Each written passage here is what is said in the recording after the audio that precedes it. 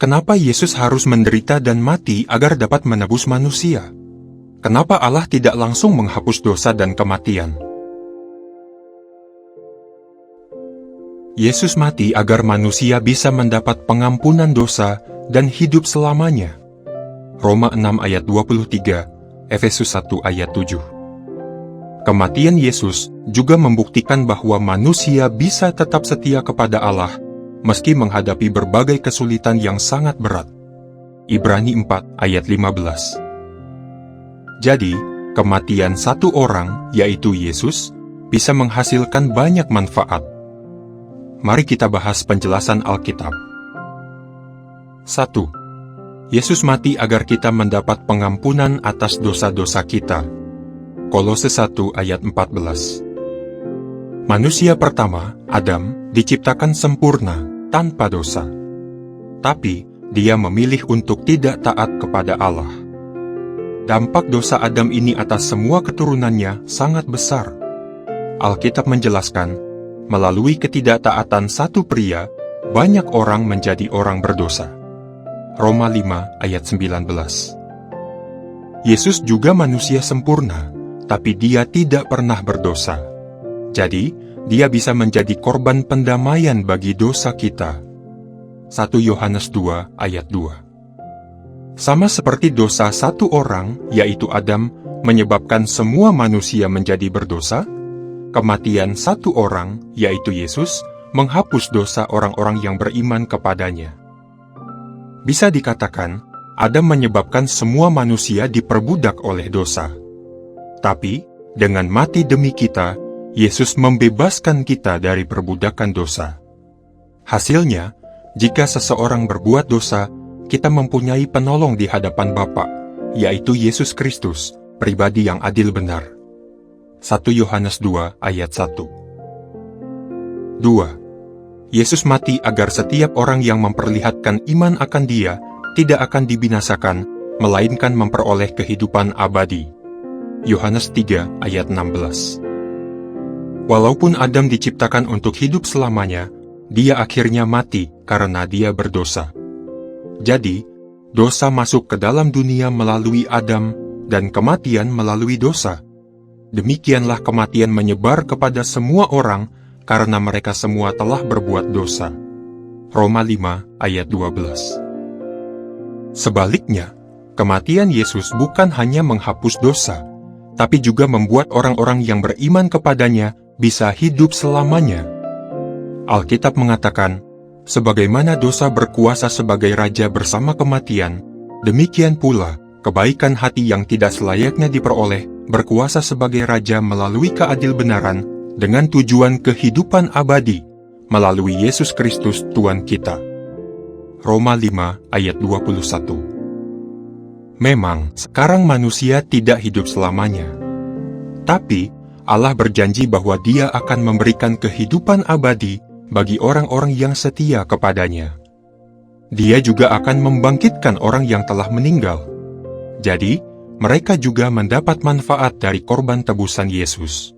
Mazmur 37 ayat 29, 1 Korintus 15 ayat 22. 3. Yesus taat sampai mati. Hal itu membuktikan bahwa manusia bisa tetap setia kepada Allah meski menghadapi kesulitan apapun. Filipi 2 ayat 8. Meski punya tubuh dan pikiran yang sempurna, Adam tidak menaati Allah karena dia egois. Dia menginginkan sesuatu yang bukan miliknya. Kejadian 2 ayat 16 dan 17, pasal 3 ayat 6. Pada zaman Ayub, musuh Allah, setan, berkata bahwa tidak ada manusia yang benar-benar tulus menaati Allah, apalagi jika nyawa mereka terancam. Ayub 2 ayat 4. Tapi sebagai manusia sempurna, Yesus membuktikan bahwa Dia bisa taat dan tetap setia kepada Allah, meski Dia dihukum mati dengan cara yang hina dan menyakitkan. Ini menjawab tuduhan setan. Manusia bisa tetap setia kepada Allah, meski menghadapi kesulitan atau tantangan apapun. Berbagai pertanyaan tentang kematian Yesus. Kenapa Yesus harus menderita dan mati agar dapat menebus manusia? kenapa Allah tidak langsung menghapus dosa dan kematian? Hukum Allah menyatakan bahwa upah yang dibayarkan oleh dosa adalah kematian. Roma 6 ayat 23. Sejak awal, Allah sudah memberitahukan hukum ini kepada Adam. Allah berkata bahwa jika Adam tidak taat, dia akan mati.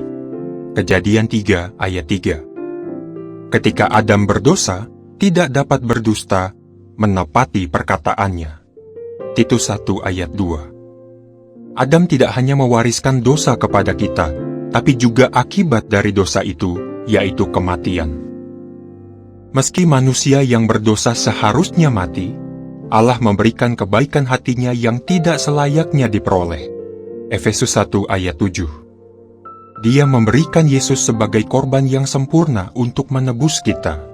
Benar-benar menunjukkan bahwa Dia sungguh adil dan sangat berbelas kasihan. Kapan Yesus mati? Yesus mati pada hari Paskah Yahudi, jam ke-9 sejak matahari terbit, atau kira-kira jam 3 sore. Markus 15 ayat 33-37. Dalam penanggalan modern, itu adalah hari Jumat, 1 April 33 Masehi. Di mana Yesus mati? Yesus dihukum mati di tempat yang disebut tempat tengkorak, yang disebut Golgota dalam bahasa Ibrani. Yohanes 19 ayat 17 dan 18. Tempat ini berada di luar gerbang kota Yerusalem pada zaman Yesus. Ibrani 13 ayat 12. Kemungkinan tempat itu berada di atas bukit, karena Alkitab mengatakan bahwa beberapa orang memandang dari jauh ketika Yesus dibunuh. Markus 15 ayat 40. Tapi, lokasi persis Golgota sekarang ini tidak diketahui dengan pasti. Apakah Yesus mati di kayu salib? Banyak orang beranggapan bahwa Yesus mati di kayu salib. Tapi Alkitab menjelaskan bahwa Yesus digantungkan pada kayu itu. Kisah 5 ayat 30, terjemahan lama. Para penulis Alkitab menggunakan dua kata bahasa Yunani untuk menjelaskan kayu yang dipakai saat Yesus dihukum mati. Kedua kata itu adalah stauros dan silon. Para ahli menyimpulkan bahwa kata-kata itu memaksudkan sebuah balok kayu panjang atau sebuah tiang tegak yang terbuat dari kayu. Kapan kematian Yesus seharusnya diperingati? Pada malam perayaan Paskah Yahudi tahunan, Yesus berkata kepada murid-muridnya, "Teruslah lakukan ini sebagai peringatan akan Aku." 1 Korintus 11 ayat 24. Dengan begitu, Yesus menetapkan suatu perayaan baru. Beberapa jam kemudian, Yesus dibunuh. Alkitab menyamakan Yesus dengan anak domba yang dikorbankan pada hari Paskah. Paskah mengingatkan orang Israel bahwa mereka telah dibebaskan dari perbudakan. Sama seperti itu, peringatan kematian Yesus mengingatkan orang Kristen bahwa mereka telah dibebaskan dari dosa dan kematian. Perayaan Paskah diperingati setiap tahun pada tanggal 14 Nisan di kalender Kamariah. Karena itu, para pengikut Yesus pada zaman dulu juga memperingati kematian Yesus setahun sekali. Sekarang, ada jutaan orang di seluruh dunia yang memperingati kematian Yesus pada tanggal 14 Nisan setiap tahun.